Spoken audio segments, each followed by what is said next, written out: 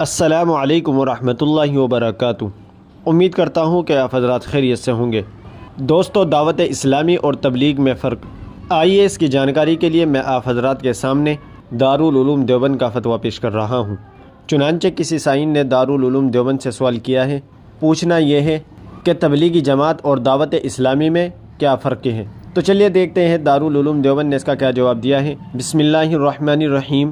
تبلیغی جماعت سے تو مراد وہ مشہور جماعت ہے جو حضرت مولانا الیاس صاحب نور اللہ مرقدہ کے تبلیغی طریقہ کار کے مطابق کام کر رہی ہے، مگر دعوت اسلامی کون سی جماعت ہے، کون اس کے بانی ہے، کیا اس کا طریقہ کار ہے، ہمیں کچھ معلوم نہیں ہے۔